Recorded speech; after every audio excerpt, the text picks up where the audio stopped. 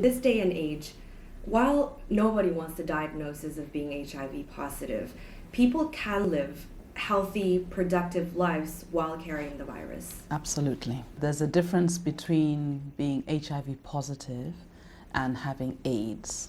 HIV positive is just really the test that says, are you carrying the antibody to the virus? Now, 30 years later, the scientists have been very busy in trying to find ways in ensuring that anybody who is HIV positive can live a productive, healthy life as if they were HIV negative by taking antiretroviral treatment before they start to become sick.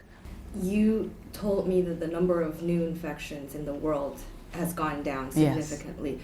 What about those numbers in China? The number of new infections in China has remained more or less stable.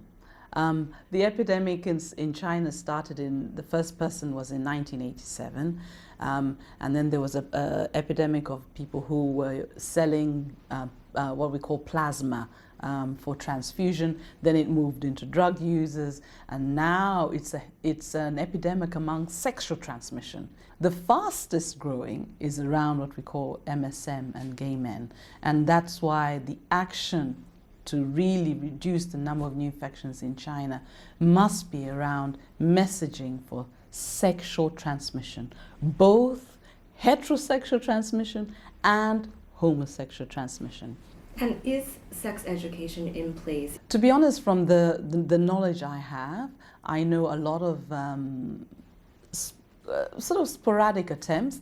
What we would like to see is really the sexuality education as part of the curriculum, starting from as young as possible. You could teach a 4-year-old. I've got a 4-year-old, and I've taught him it's inappropriate for anybody to touch you here.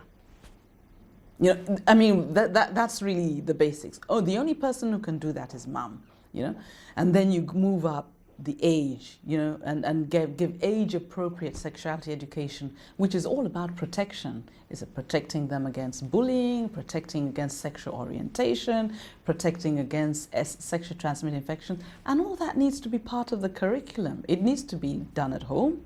Parents need to have the same information. Teachers need to have the same information. You know, these days, young people talk on social media.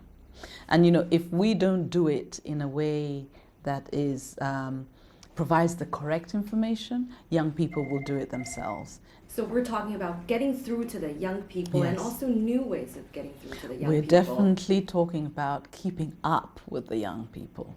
The young people have ways of communication. Actually, every age group does. And you know, 30 years ago, putting up a poster telling people AIDS is death, or, you know, do not use needles in the clinic seemed appropriate at the time.